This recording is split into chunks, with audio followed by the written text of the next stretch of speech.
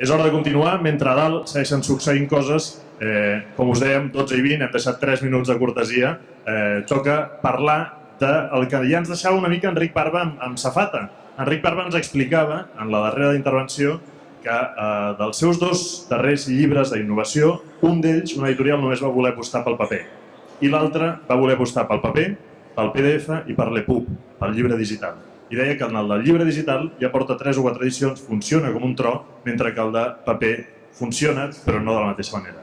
És per això que avui és un plaer donar la benvinguda a una persona que d'això en sap i molt. Ho teniu fa estona aquí, l'hem anunciat abans. Ella és Arantxa Larrauri, és la responsable de l'Ebranda i ella ens parlarà del sector del mercat editorial, de l'e-publishing internacional. Crec que l'Arantxa, ja ens ho explicarà, ens presentarà primer un panorama una mica decebedor, però ràpidament ens ensenyarà com sortir-nos-en i ens en donarà les claus. Arantxa Larrauri. Muy bien. Bueno, buenos días. Muchas gracias a la organización de Digital4C y a todos vosotros por estar aquí. Vamos a intentar, como veis el título de la ponencia, cuando lo vi realmente ambicioso, ¿no? Porque el mercado del e-publishing internacional realmente era abarcar en poquito tiempo muchas cosas. Por eso me permití un poco la licencia de moderar esa ambición y añadir un subtítulo, ¿no? El caso del libro digital en español, para dejar claro que realmente creo que es aquí donde creo que podía aportar más información por la experiencia que hemos tenido estos 4 años y donde creo que vale la pena concentrarse en estos 30-40 minutos que vamos a tener.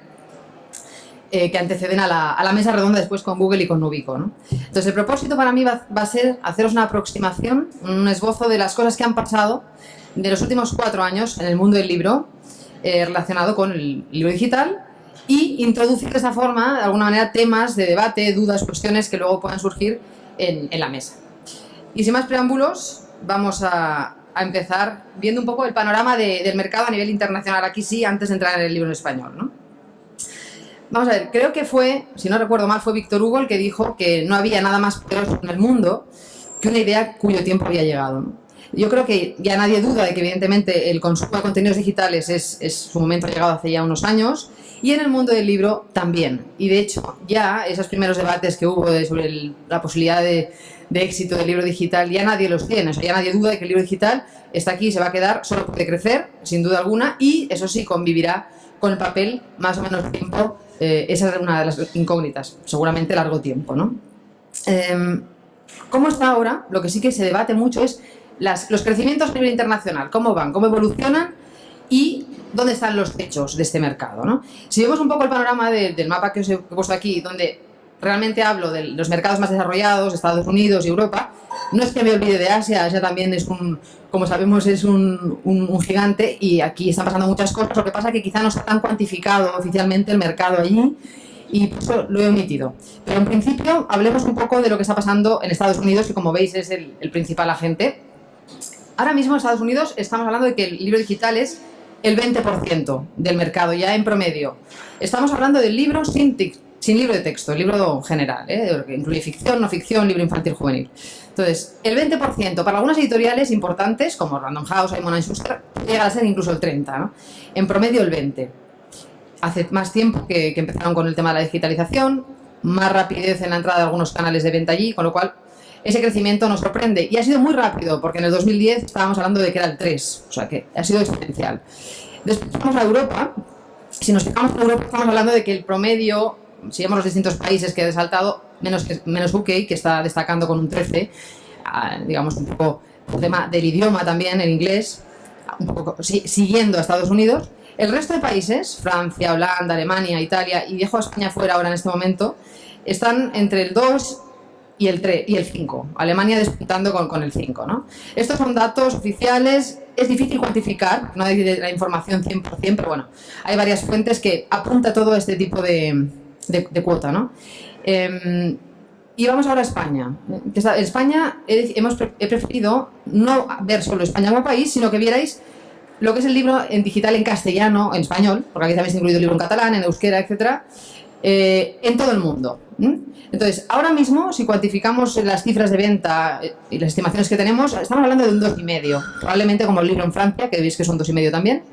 Estamos hablando de que representa un 2,5% del mercado. De un mercado, el mercado del libro, que lamentablemente, por eso decían lo del programa desolador, porque está cayendo en picado, se puede decir, porque realmente desde el 2009 al 2013 el mercado del libro ha caído un 30%. 2009-2013. Es dramático, obviamente el libro digital no está compensándolo, vemos ahí un 2,5%, pero es una pequeña alegría frente al panorama del papel. Este reparto de este 2,5%, si os fijáis, es España y Estados Unidos, y Europa. Es el 62%, Latinoamérica 27%, muy importante, en crecimiento muy alto, y Estados Unidos es un 11%, de ese 2,5%. Y previsiones de crecimiento, que es el reto, ¿no? Porque estos son los datos estáticos. La previsión de crecimiento, estamos pensando, cuando hablas con diferentes editores y ves los objetivos que se han planteado para este año, se está planteando un 80% de crecimiento. No duplicar, pero un 80%. Este año ha sido más o menos un 70% de crecimiento del libro digital respecto al año anterior, y para el año que viene es un 80%. Con lo cual, realmente estamos hablando de cuotas altas de crecimiento. Este sería un poco el panorama. Hay que tener en cuenta que ese 2,5%, no podemos olvidar que en Latinoamérica todavía no hay una presencia como la que hay en España de canales y de editores digitalizando. Los editores de Latinoamérica aún tienen que empezar la digitalización en serio, y muchas tiendas que están operando en Europa y en Estados Unidos no operan todavía en Latinoamérica. Y cuando eso ocurra, cuando ese desembarco ocurra, pues habrá más crecimiento fuerte en Latinoamérica, ¿no? Entonces, dicho esto, dicho las cuotas de mercado cómo están, veamos la cadena de valor del libro, ¿no? Que ha sido siempre muy cuestionada.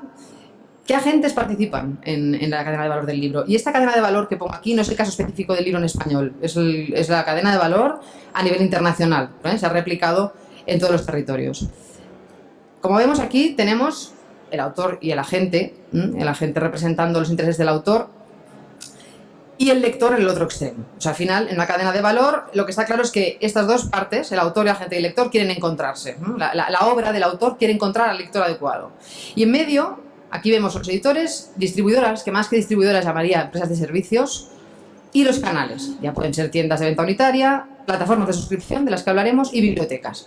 Esta cadena de valor, los que estamos en medio, editor, distribuidor, canal, lo que intentamos es hacer, como mejor sabemos y lo que sabemos hacer bien, de manera más eficiente y barata, posibilitar que ese encuentro sea una realidad entre el autor y el lector. Del momento que los trabajos que cada uno de los agentes de la cadena de valor no los hagamos bien, o los hagamos muy caros, o dificultemos el proceso de encuentro, desapareceremos, ¿no? Entonces se trata de crear ese valor realmente y hacer lo que sabemos hacer, que cada uno de estos agentes sabe hacer cosas interesantes, ¿no? Ahora lo que yo pretendo hacer es explicar qué ha hecho cada uno de estos agentes durante estos últimos 4 años en el mundo del libro, para dar ese salto digital, ¿no? ¿Qué han hecho los editores, los autores, las distribuidoras, los canales y el lector? No lo voy a tratar, no voy a hablar del mercado, porque ya lo hemos hecho de alguna manera indirectamente al decir cuánto pesa el valor de su compra, ¿no? Ese 2,5%. Entonces, empezando por los autores, agentes literarios y editores, ¿qué han hecho en estos? Me atrevo a hablar de 2010-2013. Habrá quien diga, antes del 2010 ya pasaban cosas. Es verdad, había pioneros en el mundo del libro en España, pero en el 2010 es cuando las grandes editoriales empiezan la digitalización de catálogos, por eso he preferido empezar ahí el proceso, ¿no?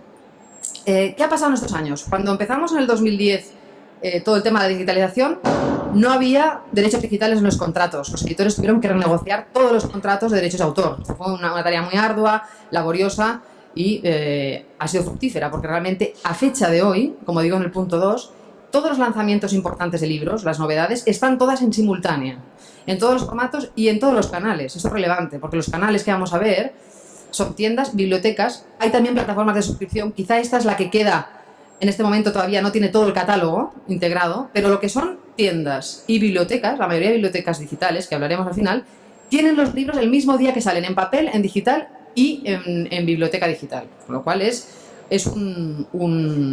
algo extraordinario, porque hay muchos países de Europa donde esto no está ocurriendo, ¿eh?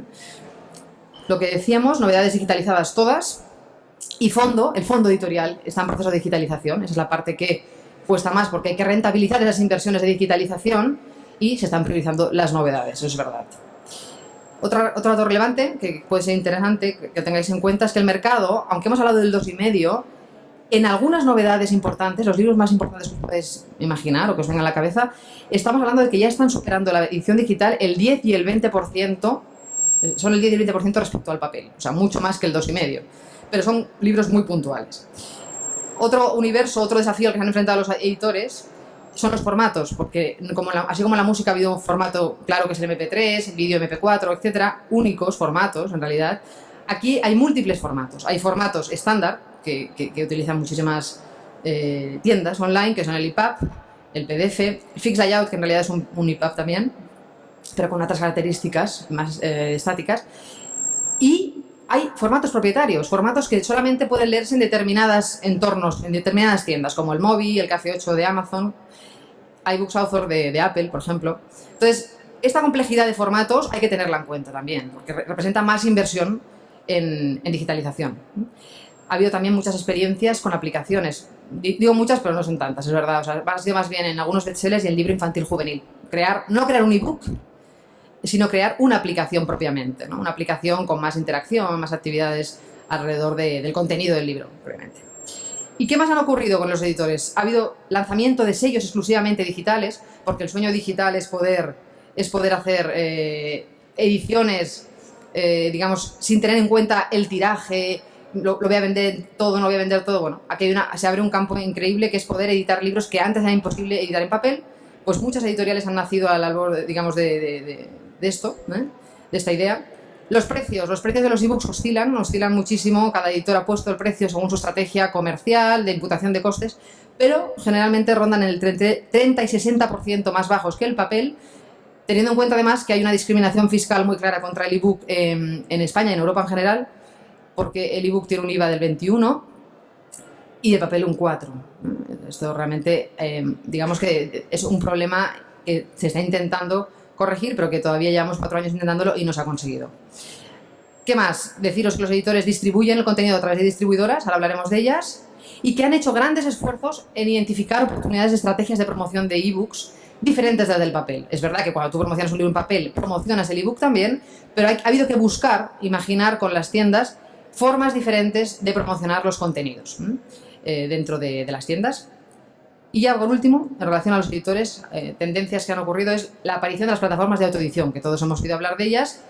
Son plataformas donde el autor puede autopublicar y en cierta medida, si lo vemos claro, que se han presentado como el paradigma de la desintermediación, de alguna manera, en realidad muchas de estas plataformas hacen muchas tareas editoriales, de servicios editoriales, desde la corrección de estilo, digamos, a recomendar qué cubierta poner. Es decir, al final están actuando en cierta medida como editores en algunos casos. ¿Qué ha pasado con la distribución? La distribución, simplemente deciros, la distribución, aquí veis 4 logos, son los 4 logos de las empresas que están actuando como distribuidoras en España para el contenido digital mundial en español. Es decir, son españolas las 4 empresas, pero distribuyen a todos los territorios. ¿Y qué misión tienen las distribuidoras? Al final las distribuidoras, la misión que tenemos, porque en este caso trabajo en una de ellas, es fomentar la diversidad del libro, es decir, crear muchos espacios, muchas ventanas de exposición para que no haya una concentración de la visibilidad del libro en 2 o 3 webs únicamente, sino que, bueno, el panorama sea amplio, la gente pueda elegir la opción cultural, la tienda donde quiere comprar, la experiencia de lectura que quiere tener, y esa diversidad es la que nosotros fomentamos. Un editor que no tenga interés en esa diversidad nunca trabajará con una distribuidora, ¿no? ¿Y qué más hacemos? ¿Cómo aportamos el valor? Además, ¿por qué aportamos ese valor? Porque lo que intentamos es simplificar, toda la distribución logística, es decir, los editores, cargando en una de estas plataformas sus libros, sus metadatos de su libro, su archivo, consiguen que cada día estas distribuidoras envíen a 150 canales, por ejemplo en el caso de Libranda, a la vez, al unísono, los contenidos. De manera que cuando quiero publicar una novedad, no tengo que ir canal a canal vendiendo el contenido, sino que en 150 canales de un día para otro está mi libro con la misma información. Esto es muy relevante porque cada canal además tiene requerimientos de ficheros, de metadatos. Toda esa complejidad logística no es el core business del editor, no es el negocio del editor. Por eso lo delegan las distribuidoras. Y otra simplificación importante es la comercial. Hay editores que deciden no tener una relación comercial directa con los canales, ni administrativa, ni quieren complejidad a ese nivel, y lo delegan en la distribuidora. De manera que la distribuidora les representa comercialmente con los canales, ¿de acuerdo? O sea, que al final lo único que puede hacer un distribuidor si quiere tener éxito es simplificar, ofrecer servicios y económicos además. Esto es clave, ¿eh? va a la baja los servicios, el coste de las distribuidoras. Y como no podemos quedarnos solo con la distribución, ¿qué hacen las distribuidoras? Y aquí hablo de las 4 que os he dicho y todas las que hay en el mundo, porque cada país tiene sus distribuidoras. Bueno, buscar soluciones diferentes, más servicios para los editores, desde sistemas de business intelligence, sistemas de rastreo de contenidos, arañas, que van rastreando las tiendas para ver si han puesto bien los precios, si han puesto bien los metadatos, si se han publicado bien. Ecosistemas cloud, aquí me refiero a que vendemos tecnología, todas las distribuidoras, muchas de ellas, a las tiendas para que tengan sus propios ecosistemas de venta y de lectura, en el caso de que no lo tuvieran ya hecho. Herramientas de promoción, hay miles de soluciones de promoción, desde widgets, book trailers, páginas en redes sociales para promocionar los ebooks. Algunas distribuidoras ofrecen el print on demand, también, no todas. Y algunas también ofrecen la digitalización y conversión de formatos. Generalmente el editor ya lo convierte con otras empresas, pero hay distribuidoras que también ofrecen ese paso inicial. Con lo cual, las distribuidoras, como os digo, están intentando innovar creando servicios y facilitando la diversidad y aligerando la complejidad del editor en el proceso de venta de ese contenido. ¿De acuerdo? Y las tiendas que han hecho. Como veis, aquí hay un panorama hemos dividido en 3 columnas, digamos, lo que han hecho las tiendas. Esta primera columna son las tiendas internacionales que todos conocemos, Amazon, Google, Barnes & Noble, Kobo, Apple, Samsung. Son tiendas que han aparecido en el mercado de lengua en España y en Latinoamérica están apareciendo. Un desembarco de Amazon en México, por ejemplo, de Google ya en 6 países, y de Apple también. Y son tiendas principales con gran cuota de mercado. Después tenemos, en la columna en medio, cadenas de librerías y librerías independientes de España y de Latinoamérica que iniciaron la tarea de vender contenidos digitales antes que estas grandes tiendas y que son muchísimas. De hecho, estamos hablando de más de 135 tiendas vendiendo en todo el mundo. Algunas que os podéis ver aquí son españolas, otras son de México, de Argentina, de Colombia, de Chile. Ya están vendiendo libros digitales. Y después he puesto ahí 9 tiendas que son nativas digitales, han nacido para vender ebooks concretamente, ¿no? Desde Bajalibros, por ejemplo, esa tienda Bajalibros en Argentina, que está vendiendo muy bien. Todas las que veis aquí, Nubico, que tiene suscripción y tienda, Movistar eBooks, por ejemplo, en Argentina, etcétera. O sea que aquí realmente es para que veáis un abanico. No ha pasado lo mismo que en otros sectores, que se ha concentrado más en 2 o 3 tipologías de tiendas. Aquí hay variedad, hay diversidad, que era un poco también es el objetivo de las distribuidoras. Y estas tiendas, ¿cómo han trabajado? Muy bien, hay toda esta naturaleza de tiendas, hemos dicho, pero ¿cómo trabajan? Pues bueno, hay algunas que son más sofisticadas, que tienen ecosistemas de compra, de venta del contenido y de lectura propios. Y otras que utilizan ecosistemas más generalistas, que el famoso ecosistema de Adobe, que tiene una serie de desventajas. Los usuarios de ebooks lo conoceréis bien, unos y otros como son. ¿En qué consiste un ecosistema propio? Estas 14 tiendas han hecho unas inversiones muy grandes para tener un ecosistema propio. ¿En qué consiste? Lo voy a intentar resumir para que podáis ver la diferencia, ¿no? Un ecosistema propio, en el fondo, lo que consiste es en que el contenido que se le entrega a la tienda, eso que os decía, que cada noche les llega a las tiendas los archivos y los metadatos, eso que hacen las distribuidoras de enviar todos los días la información, a una tienda que tenga un ecosistema propio hay que entregarle los archivos que puede aceptar, no los acepta todos, a veces no acepta el estándar, a veces sí, depende.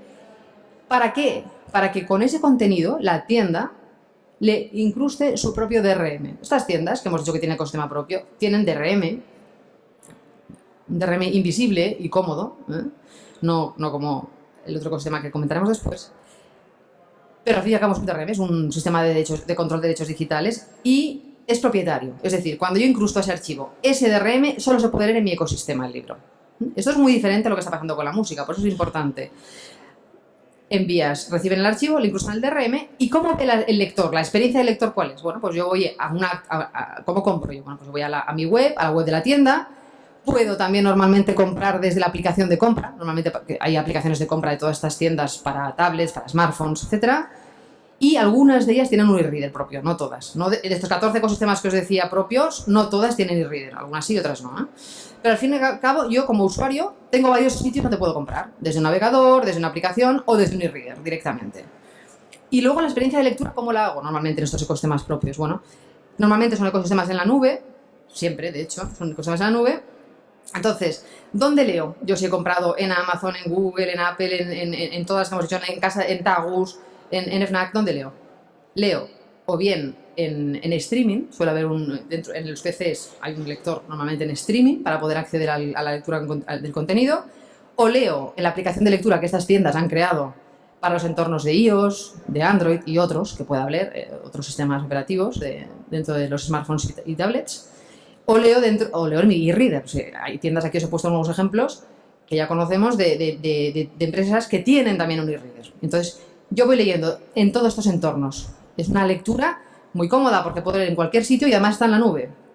Es decir, que yo solamente puedo leer en la nube, quiere decir que al final, no quiere decir que tenga que estar siempre conectado a Internet. Tengo que estar conectado a Internet cuando compro y cuando quiero enviar la información de lo que he hecho durante la lectura a otro dispositivo. Es decir, si yo estoy con mi tablet y estoy leyendo y estoy en la página 40, he marcado un párrafo, he hecho un comentario. Cuando conecto, si está conectado en ese momento, lo envía a la nube y después, cuando vaya a mi casa, ahora desde otro dispositivo, obviamente ya lo sabemos, voy a poder acceder al contenido dejando el libro estar en la misma página, con el mismo marcador, con el mismo comentario, etc. O sea, hay un momento que sí que tiene que haber conexión a Internet, que es para transferir los datos a la nube. Pero después yo me pongo un avión y como puedo leer offline, podemos perfectamente leer sin conexión a Internet, que esta es la gracia, ¿no? Entonces, estos ecosistemas son complejos, son caros y son propietarios. Si yo compro un libro en Amazon, no voy a poder leerlo en el entorno de Barnes & Noble. Si lo compro en Barnes & Noble, no voy a poder leerlo en Google. Y esta es digamos, la complejidad del mundo del libro, que no es abierto. Se están creando entornos cerrados y va a significar que todo el mundo que tenga un ecosistema, si por ejemplo quiere compartir libros, quiere regalar a alguien un ebook, va a tener que saber qué entorno tiene el otro, porque si no, no se puede equivocar. Le puede comprar un libro en Tagus y el otro está leyendo con un Kindle. Pues difícil, porque no podrá leer el libro. Entonces, es importante que entendamos la complejidad del mundo del libro. Hay muchísimos entornos de este tipo, ¿no? Ya digo, en este momento 14 ecosistemas propios. Y luego el ecosistema de Adobe, que es más abierto. Es un ecosistema que no está en la nube, es de descarga puramente, y tiene la ventaja de que muchísimos e-readers del mundo son compatibles, pero a su vez, pues bueno, tiene esa desventaja de que muchas de las tiendas que lo usan, de estas 136 tiendas, muchas no tienen aplicaciones compatibles. O sea, el usuario realmente no tiene tantas ventajas y no tiene la nube famosa, ¿no?, para tener toda su biblioteca sincronizada. Es otro de los grandes problemas. Pero bueno, para que os hicierais una idea de cómo han hecho las inversiones las tiendas.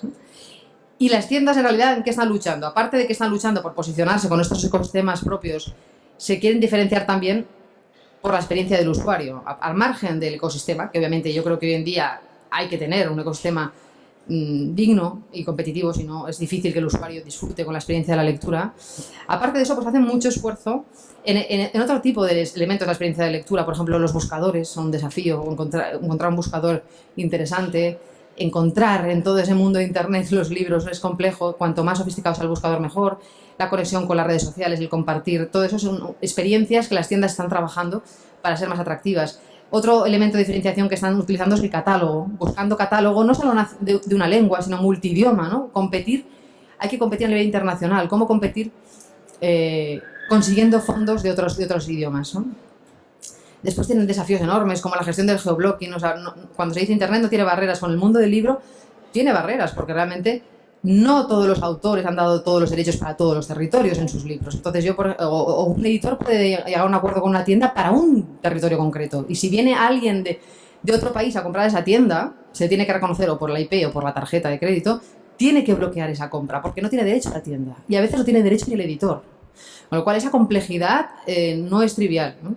Requiere esfuerzos técnicos y económicos. Una lucha enorme también de las tiendas por hacer un posicionamiento y un marketing internacional bueno. No es tan fácil entrar y aterrizar en un territorio nuevo, ¿no? Muchas veces hemos visto como tiendas muy importantes con muchísimos recursos tardan mucho en tener éxito en un territorio nuevo, porque tienen que conocer el mercado, los autores, la idiosincrasia del país, y eso no es fácil. Y en digital todo invita a hacerlo, pero no es tan sencillo, ¿no? La gestión activa de las promociones, por ejemplo, en las librerías, el papel, los editores piensan con mucha antelación las promociones, las trabajan y tienen obviamente unas limitaciones, ¿no?, físicas. En lo digital, las tiendas son mucho más activas, muchas tiendas son muy activas, hay que hacer promociones constantes, incluso diarias, unas muy polémicas que han sido, digamos, un poco revolucionarias en el mundo del libro, como es el cambio diario de precios. Es decir, yo cambio, hoy vale el libro tanto, hago una promoción y cambio el precio ese día y solamente dura 24 horas la promoción. Eso sin una sincronización, por ejemplo, como la que hablábamos antes, de un envío masivo a las 150 tiendas por parte de una distribuidora, es muy difícil gestionarlo, un cambio de precio de esta manera, y está ocurriendo cada día, como sabéis, bueno, hago matiz, esta importancia de esta coordinación es relevante por ley, porque en España hay una ley del precio fijo, como en muchos países de Europa, que dice que todas las tiendas tienen que tener el mismo precio cada vez. Entonces, si no hay una coordinación perfecta del envío de precios a las 150 canales a la vez, puede ocurrir que una tienda tenga un precio y otra tenga otro y se estaría incumpliendo la ley. Con lo cual es muy importante la gestión de las promociones muy controlada, diaria y coordinada en todos los canales. Y la información online de ventas. Este es otro dato muy relevante, lo he querido poner porque una de las gracias de lo digital es tener información instantánea, ¿no? Es decir, los editores pueden ver instantáneamente qué se vende, dónde, quién. O sea, esa información es un desafío para las tiendas. Muchas todavía no están dándolo bien. Y sin esto es difícil tomar decisiones racionales e inteligentes luego para el futuro, ¿no? Con lo cual, este es un reto que tienen que trabajar. Y están trabajando, de hecho. Hemos hablado aquí, rápidamente, porque estoy intentando hacerlo muy rápido, de lo que hemos hablado aquí son los canales de venta unitaria. Es decir, gente que vende el contenido uno a uno, como comprábamos los libros en papel. Y ahora vamos a hablar de unas plataformas nuevas que están surgiendo, que no están surgiendo solo en el mundo del libro. Ya conocemos que el contenido digital se presta a este tipo de modelos de negocio que van más allá de la venta unitaria, sino que plantean un catálogo y una suscripción al catálogo que te da acceso a una serie te da derecho a una serie de cosas, ¿no? Esto ha funcionado en la música, lo hemos visto con Spotify, ha funcionado en el vídeo con Netflix, y el desafío está en que funcione también en el mundo del libro. Está empezando, pero hay dos experiencias en España y en Latinoamérica que valía la pena mencionar. Aunque después además tenemos la suerte de contar con uno de ellos aquí en la mesa para hablar después. Entonces, uno es Nubico. Nubico es una iniciativa de Movistar y de Círculo de Lectores. Nació hace año y medio más o menos, dos más o menos porque ya hacía un tiempo, y tiene las siguientes características. Número de títulos en el catálogo en este momento, 5.000, pero de esos 5.000, la mayoría son obras del Grupo Planeta, Grupo Random House Mondadori, Penguin Random House, perdón, que ha cambiado, Arroba Books, que es una editorial digital que hemos dicho, Roca Editorial, BD Books, EDB, es decir, hay un catálogo de marcas, de sellos conocidos por todos. Un 30% de estos títulos son títulos de los bestsellers del mercado actual de España. ¿Y qué plantean al usuario? Al final están hablando de una cuota de 8,99, hay un acceso limitado al catálogo, hay una simultaneidad de lectura en 5 dispositivos. Lectura a la nube, como hemos dicho, esto es un ecosistema propio, los que hablábamos antes, ¿no? Pero no posees el archivo. Obviamente tú estás pagando por una suscripción y tú no posees nunca el archivo. El día que dejes de pagar, perderás tu biblioteca. Bueno, hay gente que para el consumo digital prefiere ese tipo, no le importa la posesión del archivo. Entonces, el reto, este es uno de los modelos, ¿no? Ahora hablaremos del otro, que es 24 Symbols, que también habréis oído hablar de ellos.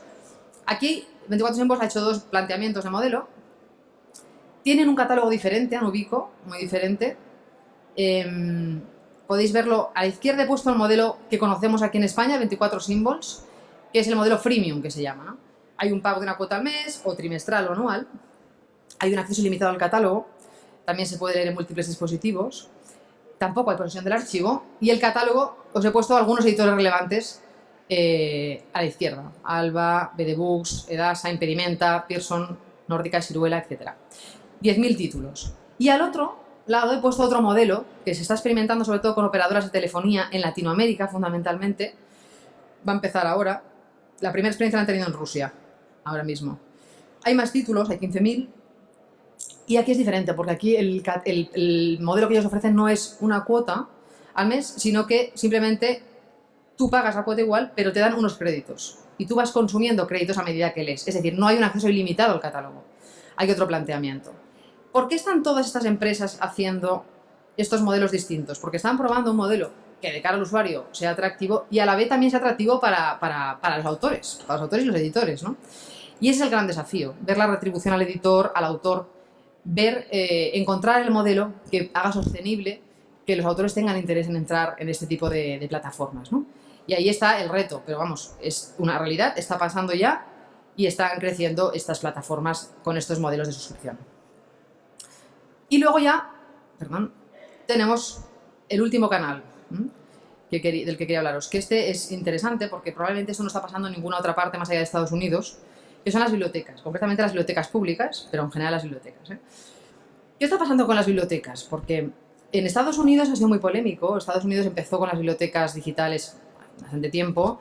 Hay operadoras importantes allí, como Overdrive, Baker & Taylor, 3M, que están ofreciendo sus tecnologías y sus plataformas y sus contenidos a las bibliotecas públicas. Y allí es muy importante la figura de la biblioteca pública, ¿no? Pero ha habido mucha controversia en los últimos años, los últimos tiempos, porque los modelos de cómo vender esos contenidos a la biblioteca por parte del editor. Ha habido editores que se han retirado de las bibliotecas públicas de Estados Unidos, ha habido polémica. ¿Y qué ha pasado en España, no?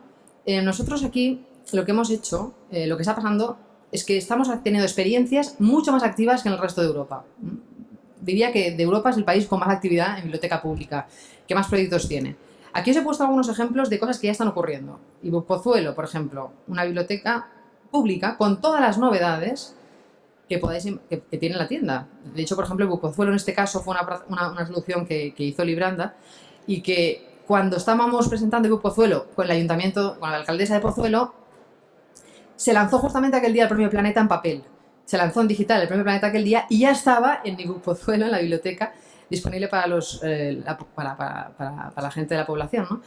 Estaba disponible el mismo día. Eso fue relevante. Después tenéis ejemplos en Menorca, las bibliotecas públicas de Menorca también tienen una plataforma digital, Vigo, Instituto Cervantes, Cartagena, aquí por ejemplo un ejemplo de universidad en Salamanca.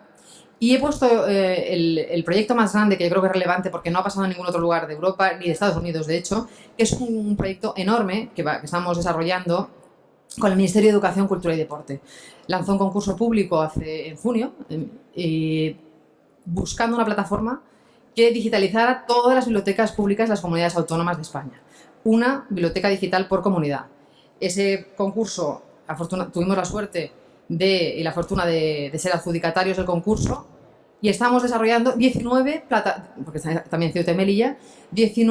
plataformas digitales con los contenidos que el Ministerio compre para hacerlos accesibles a los usuarios. Es decir, ofrecer el servicio del préstamo digital en toda España, y con el objetivo de hacerlo en menos de 3 meses. O sea que realmente es un proyecto enorme y va a ser emblemático porque no ha ocurrido en ningún otro lugar. Podemos decir, por tanto, que los editores de España han sido los más pioneros en bibliotecas públicas después de Estados Unidos.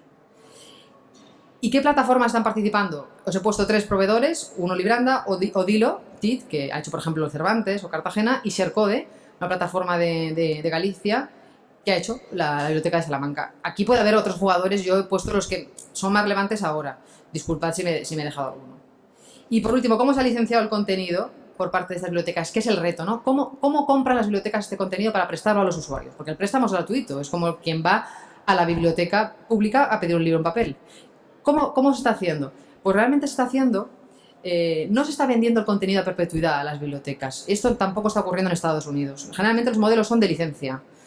A la biblioteca se le da una licencia de X tiempo, generalmente están siendo 2 años en promedio. Durante esos 2 años se le indica a cada editor, porque cada editor tiene su modelo, ¿no? Normalmente están indicando un número de personas que pueden leer en ese periodo y número de días máximo que pueden leer, y si quieres que lean en simultáneo 2 personas, hay que adquirir 2 licencias, ¿no? Que es lo que decía, no hay una lectura simultánea del contenido. La licencia es un usuario, a excepción de los audiobooks, que en los audiobooks sí que hay simultaneidad, ¿no? Pero lo importante es que esta transformación es enorme, porque este modelo es un modelo que choca con la cultura bibliotecaria. La cultura bibliotecaria tiene la sensación de ser archivo, de acumular y tener la posesión del libro. Y aquí han hecho un ejercicio muy, muy grande, y ha sido un esfuerzo, porque realmente no es fácil para nadie asumir un cambio, de olvidar su parte de archivo para ser servicio, para centrarse solamente en el servicio. De dejar la inversión dejan de ser inversión, ¿no? Para ser coste que llaman ellos, pero en el fondo más que coste de servicio público. Y están con una oportunidad enorme, las bibliotecas tienen una oportunidad enorme porque todos los recursos públicos los van a poder racionalizar mucho mejor. Ya no hace falta invertir con riesgo y comprar libros que no sabes si la gente va a querer. Tú puedes ir viendo segundo a segundo quién te pide libros, y si hay reservas de un libro, puedes automáticamente comprar la licencia y ya tiene el ciudadano el libro a su disposición en la plataforma, ¿no? Con lo cual, yo creo que esto va a ser un éxito y va a desarrollar muchísimo el libro digital en nuestro país. Son llevo 35 minutos hablando, voy a parar. Simplemente he querido dar un visionado muy, muy rápido de lo que se ha hecho. Ese 2,5 que he mencionado antes ha sido un esfuerzo enorme. Como veis, hay muchos agentes participando y ese 80% de crecimiento lo vamos a hacer entre todos y los que faltan aquí, que todavía no he puesto, porque aparecerán, todavía no existen quizá tampoco, ¿no? Y simplemente espero que esto haya abierto temas para hablar en la mesa, dudas, cuestiones, etcétera.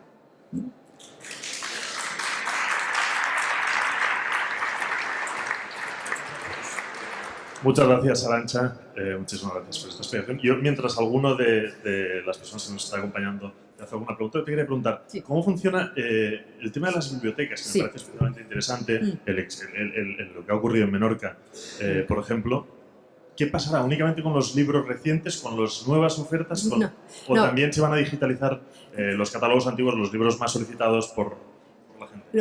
Lo que hacen ahora, o sea, lo que ahora ellos ven es tienen una plataforma que es en la nube, como hemos dicho, con aplicaciones para iOS, Android, todo. Tiene un ecosistema completo de los que hemos dicho propios.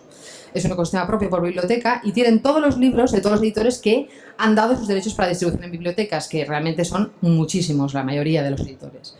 Entonces ellos pueden elegir qué compran en base a la experiencia de lo que saben que en su biblioteca se pide. Ellos compran un montón de licencias y tú con el carnet de biblioteca normal que tienes de papel, no hace falta la biblioteca física, obviamente. Tú estás en tu casa, entras en la página, ves los libros disponibles y ves si está para el préstamo inminente o si hay que hacer reserva. Si hay reserva porque hay cola, te dice cuántos días tendrías que esperar. Pero el bibliotecario que está detrás, como ve que hay reserva y que hay cola, es lo que decía, puede racionalizar los recursos económicos y decir, oye, este libro sí que lo quieren, lo compro. Y lo compra en el segundo y en el segundo lo tiene disponible. Eso es la clave, ¿no? Esa es la... Pues alguna pregunta, tenemos tiempo para una, dos preguntas, luego de todos modos, como tenemos la mesa en la que también hablaremos del sector y en la que también estará Arantxa, podremos hacer más preguntas. Adelante, por favor. Sí, has dejado muy claro al principio de la presentación que no ibas a hablar del usuario, del cliente final, ¿no? Pero yo sí que creo que es uno de los grandes errores que se cometen ante la digitalización o el cambio tecnológico es precisamente olvidarse de eso. Entonces, no sé si podías apuntar algo en ese sentido por un lado y luego más una reflexión que una pregunta. Muchos de los modelos de negocio que estamos generando a partir de la irrupción de Internet se están basando en ir en contra de lo que es Internet. Es decir, si Internet es una red descentralizada, abierta, horizontal, sin un nodo central, parece que todos los modelos de negocio se basan en acotar o en poner vallas al monte, ¿no? Entonces, es una reflexión, ¿no? Una contradicción que, si no cogemos el cliente final y no pensamos en las características de Internet, nos encontramos intentando reproducir un modelo de negocio clásico en un mundo nuevo, ¿no? Y ahí creo que hay mucho que romper, todavía hay que innovar y que abrir, y evidentemente muy difícil decir cómo. Sí, no, yo cuando decía que no me refería, pues al final no lo decía por omitirlo, sino porque es entrar, me refería que no iba a hablar, por ejemplo, pues de tendencias de lectura, de cómo están leyendo, estudios que hay, que tampoco hay ninguno que se haya hecho 100% fiable, digamos. Quería decir que no iba a entrar a ese detalle, pero obviamente en todo lo que hemos dicho, toda la gente que está aquí está pensando en el usuario final. Cuando se hacen inversiones enormes para que haya ecosistemas propios, todas estas empresas no lo hacen con la intención de no satisfacer al usuario final, lo hacen pensando en él. Cuando hacen mejores buscadores, cuando luchan por digitalizar todo su catálogo, cuando se está intentando convencer a autores y agentes de que entren, es por el usuario final. O sea, realmente, que no es que nos olvidemos del usuario final. Y creo que, lo que sí que creo que es verdad, es que es un sector, el del libro, donde sí que es verdad que no está siendo abierto a los ecosistemas. Es lo que hemos hablado. Y es una realidad. Es una realidad. Yo ahí ojalá tuviera la respuesta de qué va a pasar, ¿no? Porque siempre se ha querido hacer un estándar, pero el estándar que sí que hablábamos un poquito que se puso antes de la aparición de estos ecosistemas propios, que era el de Adobe, no funciona muy bien porque realmente no pensó quizá en el usuario final demasiado. Y entonces la consecuencia es que cada uno ha buscado la mejor manera de satisfacer a su cliente, haciendo cosas diferentes. Pero que nadie de los que están en este juego está no pensando en el usuario final. Si no se pensara en él, es que fracasará todo el mundo. O sea que tiene razón en cuanto a que no hay apertura. Es verdad que están cerrando los ecosistemas. Perfecto, pues no hay tiempo para más preguntas, tenemos que pasar a la siguiente mesa, como decíamos.